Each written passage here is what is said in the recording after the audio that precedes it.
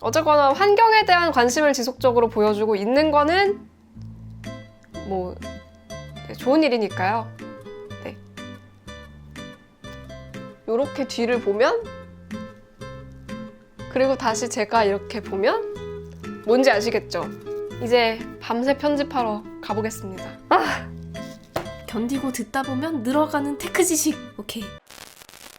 안녕하세요, 주연입니다. 자, 여러분, 지금 시간이 새벽 3시 55분. 조금 전에 애플 이벤트가 끝났는데요. 새로운 아이패드 9세대, 그리고 아이패드 미니 6세대가 공개됐습니다. 그리고 애플 워치가 공개됐죠. 워치 역시 그동안 있었던 유출 정보 중에서 거의 대부분이 틀렸고, 일단 변화가 굉장히 적었죠. 그래도 몇 가지 변화가 있었고, 무엇보다도 가장 많은 분들이 기다리셨을 아이폰 13, 그리고 아이폰 13 프로도 공개됐죠. 자, 그러면 이번 애플 행사에서 공개된 4가지 신제품 빠르게 살펴볼게요. 여러분의 시간은 소중하니까요. Let's go! 자, 먼저 여러분이 가장 궁금해하실 아이폰 13 시리즈 이야기입니다. 디자인부터 살펴볼게요. 아이폰 12 시리즈와 거의 달라진 점이 없어 보이는 플랫 엣지 디자인이 그대로 채택됐습니다. 납작하고 각진 디자인이죠. 여기에 세라믹 쉴드가 들어갔고요. 항공우주 등급의 알루미늄 프레임이 적용됐습니다. 사실상 디자인에서의 차이점은 색상 변화와 노치 변화, 그리고 후면 카메라 배열인데요. 후면 카메라가 대각선 배열로 변경됐고, 색상은 핑크, 블루, 미드나잇, 스타라이트, 프로덕트 레드 5가지 색상으로 출시됩니다. 이 핑크 색상이 베이비 핑크로 나와가지고 이런 옅은 파스텔톤 좋아하시는 분들은 굉장히 좋아하실 것 같아요. 그리고 무엇보다 반가운 소식은 바로 노치 크기가 작아졌다는 거죠. 노치 크기는 20% 작아졌고요. IP68의 방수 방진 등급을 지원합니다. 또 아이폰 13에 들어가는 안테나 선에는 플라스틱 물병을 재활용한 소재를 이용했다고 하더라고요. 어쨌거나 환경에 대한 관심을 지속적으로 보여주고 있는 거는 뭐 좋은 일이니까요. 네. 아이폰 13은 6.1인치, 아이폰 13 미니는 5.4인치 모델로 나오고요. 전작보다 28% 더 밝아진 800니트의 화면 밝기, 그리고 HDR 컨텐츠 재생 시에는 최대 1200니트의 밝기를 보여줍니다. 그리고 새로운 A15 바이오닉 칩셋이 탑재됐는데 30% 더 빠른 그래픽 성능을 보여준다, 뭐 이런 이야기를 했죠. 사실상 현 시점에서는 애플의 프로세서는 뭐 성능 면에서 타의 추종을 불허하는? 네, 이렇게 얘기하면 좀 너무 오바 같나? 하지만 사실인걸요?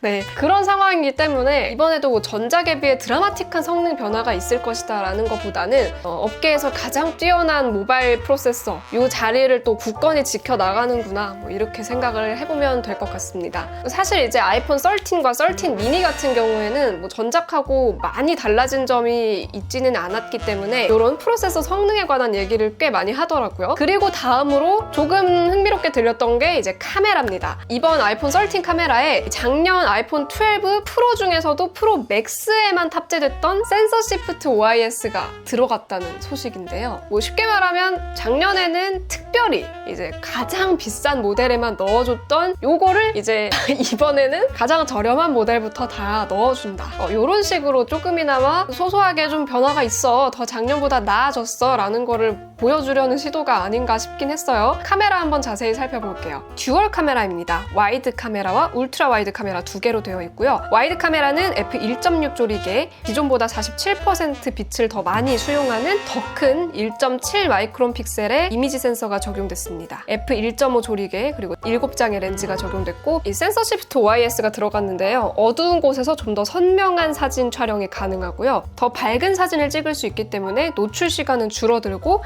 선명한 사진을 얻을 수 있는 것이죠. 이번 발표를 보니까 사실상 애플이 이제 아이폰을 통화 기능이 있고 굉장히 똑똑한 프로세서가 들어가 있는 카메라 고도로 발달된 카메라 정도로 생각하고 이제 개발을 하고 있는 게 아닐까 싶은 생각이 들 정도로 카메라에 좀 집중하고 있는 모습을 보여줬습니다. 그 결과물이 바로 이 새로운 영상 촬영 기능인 시네마틱 모드입니다. 시네마틱 모드는 쉽게 말하면 제가 이렇게 말을 하다가 이렇게 뒤를 보면, 그리고 다시 제가 이렇게 보면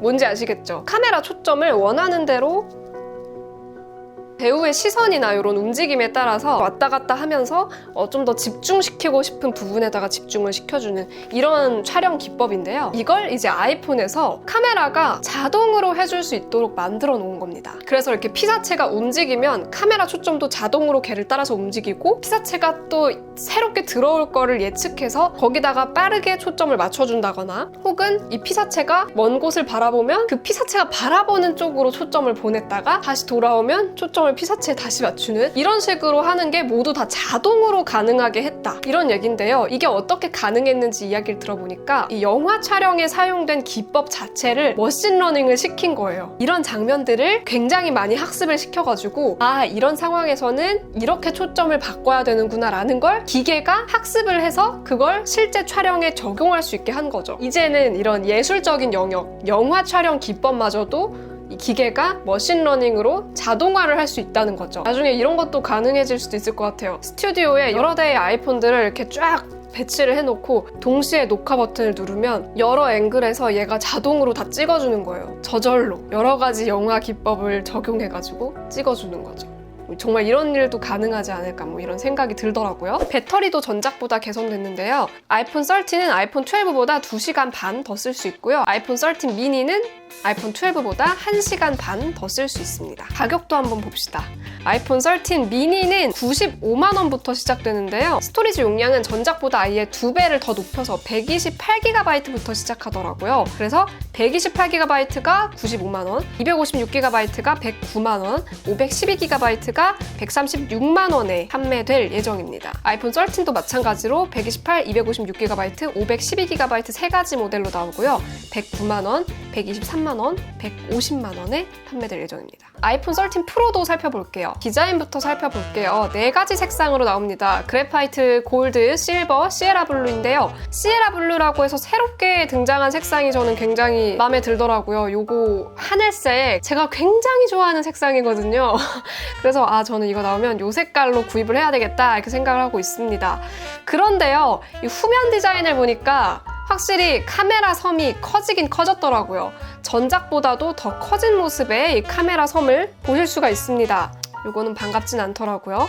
그리고 마찬가지로 20% 작아진 노치, IP68 방수방진 등급을 지원하고 여전히 라이트닝 포트가 들어갑니다. USB-C 타입은 들어가지 않습니다. 그리고 아이폰 13 프로와 프로 맥스에는 프로모션 디스플레이가 적용됐습니다. 10Hz부터 120Hz까지 가변 주사율을 이용하는 디스플레이가 적용됐는데요. 이 사람이 손으로 터치하는 거를 인지해서 거기에 맞춰서 주사율을 정한다고 하더라고요. 손으로 터치할 때 느낌이 어떨지는 제가 실제로 제품 구해서 리뷰해서 말씀드리도록 하겠습니다. 트리플 카메라 사양도 한번 살펴볼게요. 트리플 카메라는 망원, 와이드, 울트라 와이드 카메라 3가지가 들어가는데요. 이 3가지 카메라에 모두 나이트 모드가 들어가고요. 망원 카메라는 f2.8 조리개에 3배 광학 줌이 가능합니다. 디지털 줌은 15배까지 가능하고요. 와이드 카메라는 f1.5 조리개 12메가픽셀, 울트라 와이드는 f1.8 조리개에 120도 시야각을 제공하는 12메가픽셀 카메라입니다. 이 3개의 카메라를 모두 합쳐서 6배 광학 줌 범위를 보여주고요. 라이다 스캐너를 활용한 야간 모드 인물 사진을 지원합니다. 아이폰 13에 들어가는 카메라 기능은 마찬가지로 다 아이폰 13 프로 라인에도 들어가고요. 아이폰 13 프로는 매크로 촬영도 가능해졌더라고요. 최저 2cm 거리에서도 촬영할 수가 있는데요. 이 촬영 결과물도 애플 행사에서 보여줬는데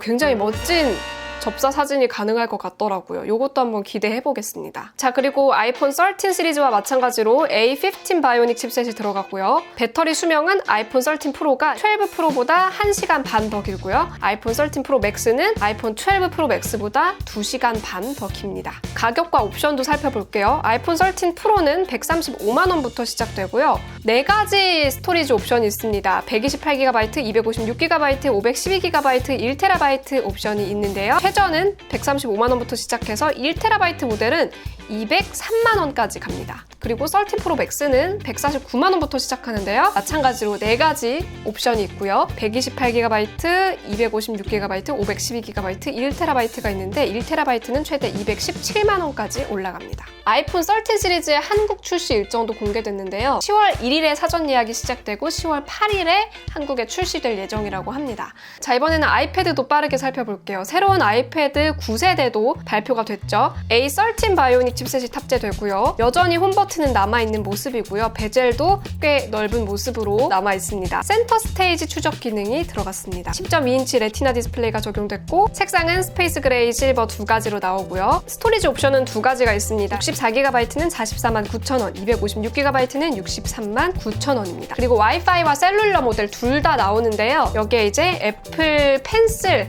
1세대까지 적용된다고 합니다. 사실 가성비죠. 저렴하다는 이점 외에는 사실 굳이 이걸 구입을 해야 되나 싶은 생각이 들긴 하는데, 그래도 이제 입문용으로 한번 저렴하게 사용해봐야겠다 하는 생각이 드시는 분들한테는 매력적인 선택지가 될 수도 있을 것 같아요. 새로운 아이패드 미니는 디자인부터가 싹 바뀌었습니다. 평평하고 각진 디자인의 아이패드 미니가 나왔는데요. 애플 펜슬 2세대를 지원하고요. 500니트 밝기의 리퀴드 레티나 디스플레이가 탑재됐고요. 8.3인치의 엣지 투 엣지 스크린입니다. USB-C 포트가 들어갔고요. 터치 아이디는 버튼, 전원 버튼에 들어갔습니다. 5G 모뎀이 탑재됐고 12메가픽셀의 광각 후면 카메라, 4K 비디오 녹화를 제공합니다. 새로운 아이패드 미니도 마찬가지로 센터 스테이지 추적 기능이 들어갔고요. 가로 모드의 새로운 스테레오 스피커 시스템이 들어간다고 하는데, 이 부분은 제가 실제로 제품 구입을 하면은 리뷰에서 한번 들어보고 어떤 느낌인지 또 알려드릴게요. 마찬가지로 스토리지 옵션은 두 가지가 있습니다. 64GB, 256GB가 있는데 64GB는 649,000원부터 256GB는 839,000원부터 시작되고요. 와이파이와 셀룰러 모델 둘 다 제공합니다. 셀룰러 모델은 5G까지 사용할 수 있다는 점 참고하시기 바랍니다. 자, 그리고 애플 워치 7도 마지막으로 한번 살펴볼게요. 가장 큰 변화는 디스플레이가 커졌다는 겁니다. 애플 워치 6와 비교하면 20% 커진 화면이고요. 베젤 두께가 1.7mm라고 합니다. 그리고 이 전체적인 프레임 모양은 더 둥글둥글해졌다고 하는데요. 이 화면이 커지면서 UI 디자인도 다듬었다고 하더라고요. 거기다가 텍스트 입력 방식도 좀 새로워졌는데요. 퀵패스로 단어를 입력할 수가 있는데, 이 퀵패스로 단어를 입력할 때 AI가 지금 이 사람이 어떤 단어를 쓰고 있는지를 예측해서 더 빠르게 입력해주는 이런 방식이 채택됐다고 합니다. 그런데 사실 이런 자동 완성, AI 예측 이런 게 AI가 아직까지는 이제 저의 생각을 잘 읽지 못하고 있다는 거를 많이 경험을 해봤기 때문에 이런 입력 방식이 얼마나 효율적일지는 사용을 해봐야 할 것 같습니다. 새로운 워치 페이스도 등장을 했고요. 또 지금까지 중 가장 튼튼한 워치라는 이야기도 하더라고요. 이제 워치 6보다 33% 더 빠르게 충전된다 이런 이야기를 했는데요. 8분만 충전하면 수면 추적을 8시간 이용할 수 있다 이런 얘기도 하더라고요. 하지만 전체적인 사용 시간은 18시간으로 전작과 동일합니다. 그러니까 충전 시간은 빨라졌는데 사용 시간은 그대로다 이렇게 생각하시면 될 것 같아요. 5가지 색상의 알루미늄, 3가지 색상의 스테인리스 모델, 2가지 색상의 티타늄 모델이 나오고요. 또 새로운 나이키와 에르메스 버전도 나올 예정이라고 합니다. 자, 이렇게 이번 행사에서 공개된 제품들 모두 살펴봤는데요. 여러분의 생각도 댓글로 남겨주시면 전 또 그거 참고해가지고 리뷰로 다시 돌아오도록 할게요. 그러면 저는 다음 영상에서 또 만나요. 안녕! 빠이! 이제 밤새 편집하러 가보겠습니다.